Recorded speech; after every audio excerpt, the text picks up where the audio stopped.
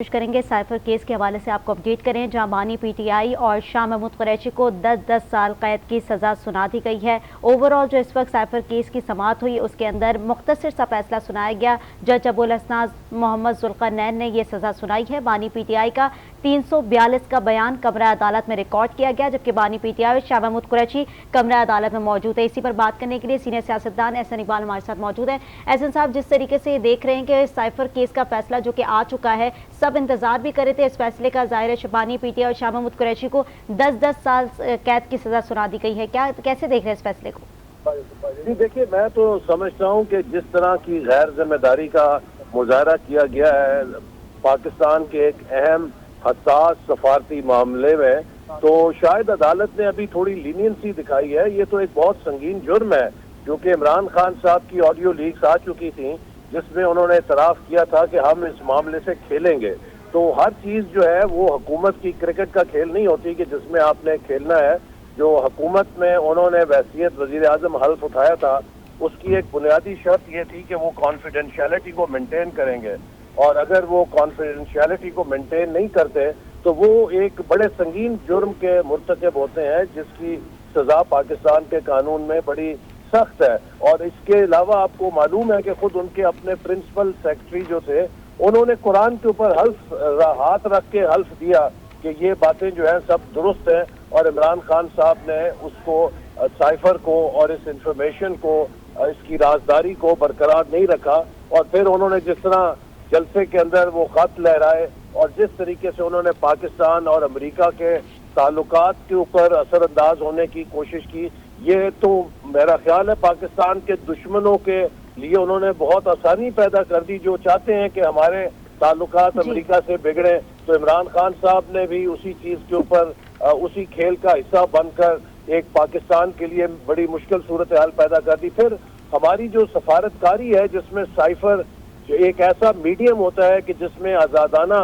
سفارتکار تجزیے کر سکتے ہیں، ان کے لیے بڑی مشکل ہو گئی کہ کل کو وہ کیا لکھیں، اس کے پیچھے کیا معنی پہنائے جائیں گے۔ تو لہٰذا اب ہم محروم ہو جائیں گے اس آزادانہ رائے سے کسی بھی سفارتکار کی، اور لوگ صرف سرکاری پریس ریلیز کا سائفر بنا کے بھیج دیا کریں گے۔ تو یہ اب ہمیں ان کے اندر ایک دوبارہ اعتماد بحال کرنے میں بھی ٹائم لگے گا، سائفر کو ایک کانفیڈینشیل میڈیم کے طور پہ استعمال کر سکیں۔ تو یہ ایک بڑا سنگین جرم تھا پاکستان کی ریاست کے خلاف۔ اور آپ نے دیکھا کہ نہ صرف یہ کہ انہوں نے سائفر کے ساتھ یہ کیا، بلکہ 9 مئی کو انہوں نے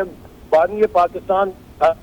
دیا، انہوں نے شہیدوں کی جس طرح توہین کی، انہوں نے جس طرح فوج کی چوریوں پر ثبوت ہیں کہ وہ قومی سلامتی کے ساتھ اپنی سیاست کے لیے ذرا بھی نہیں جھجکتے تھے، سیاست سے بڑا سمجھتے ہیں، اور جو بھی خود سے بڑا سمجھے گا، میں سمجھتا ہوں کہ وہ قد کا بندہ ہو، ایسے کروڑوں آدمی ریاست کے اوپر قربان کیے جا سکتے ہیں، کیونکہ پاکستان اور پاکستان کی ریاست سب سے بڑی ہے۔ بالکل احسن اقبال صاحب، لیکن ہائی کورٹ اور سپریم کورٹ کا دروازہ جو ہے وہ ابھی بھی کھلا ہوا ہے، کیا سمجھتے ہیں کہ ٹیکنیکل ایررز کو اگر سامنے رکھا جائے تو، کیونکہ چیلنج بھی کر سکتی ہے پی ٹی آئی یہ فیصلہ، تو کچھ چینجز؟ بالکل ان کے پاس یہ راستہ ہے، لیکن میں سمجھتا ہوں کہ جو ان کے پرنسپل سیکرٹری نے بیان دیا ہے اور جس طرح کا حلف دیا ہے اور جس طرح کے شواہد موجود ہیں، دیکھیے یہ تمام شواہد اگر کی کاروائی نہ ہوتی تو عمران خان صاحب اس مقدمے کی ایف آئی آر خود اپنے ایکشن سے، اپنی حرکات سے اپنے خلاف کٹوا چکے ہیں۔ جو انہوں نے جو بیانات دیے، جس طریقے سے انہوں نے اس سارے معاملے سے کھیلنے کی کوشش کی، اس پر سیاست کرنے کی کوشش کی، یہ سب کچھ تو پبلک نالج ہے۔ اور اس سے پہلے جو آڈیو لیکس آئیں اس میں بھی ان کی جو انٹینشن ہے، ان کی نیت ظاہر ہو گئی کہ وہ اس کے ذریعے اپنی سیاست کرنا چاہتے ہیں۔ تو آپ ریاست کی قیمت سیاست نہیں کر سکتے۔ لیکن احسن اقبال صاحب، جیسے کہ آپ نے کہا جس طریقے سے بیان دیے، جس طریقے سے پروسیڈنگ ہوئی، ظاہر ہے کئی سالوں سے یہ کیس چلتا آ رہا ہے، لیکن آج جب کمرہ عدالت میں بانی پی ٹی آئی اور شاہ محمود قریشی موجود تھے تو انہوں نے کہا کہ ہمیں ہمارے وکلا ہی موجود نہیں، ہم کیسے بیان ریکارڈ کرائیں اپنا؟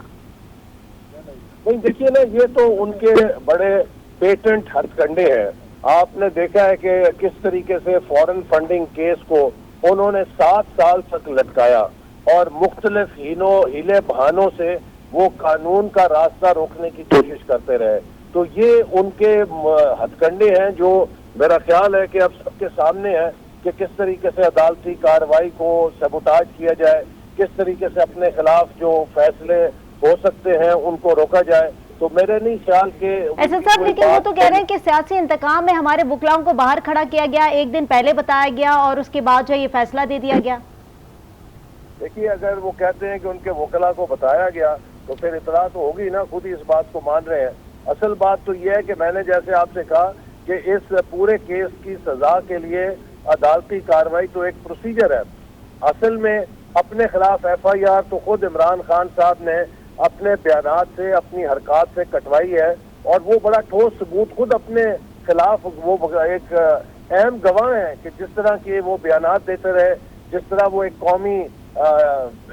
کانفیڈینشیل میٹر سے اپنی سیاست کے لیے اسے استعمال کر کے کھیلتے رہے. تو یہ سب چیزیں تو قوم کے سامنے ہیں، ان کے لاتعداد انٹرویوز ہیں، ان کی لاتعداد سپیچز ہیں. تو یہ تو کسی کو شبہ نہیں ہے کہ انہوں نے ایک نہایت ہی حساس چیز کو اپنی سیاست کے لیے استعمال کرنے کی کوشش کی. اچھا احسن اقبال صاحب، پی ٹی آئی کے جو امیدوار ہیں وہ ویسے ہی آزاد امیدوار کی حیثیت سے الیکشنز لڑ رہے ہیں. اب الیکشن سے ایک ہفتہ پہلے ایسا فیصلہ آنا، کیا امپیکٹ دیکھ رہے ہیں؟ کیا اب تو پی ٹی آئی تقریباً دیوار سے ہی لگ چکی ہے؟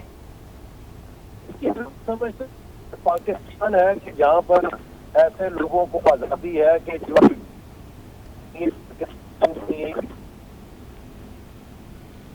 جی احسن صاحب سے رابطہ منقطع ہو گیا، دوبارہ رابطہ کرنے کی کوشش کریں گے.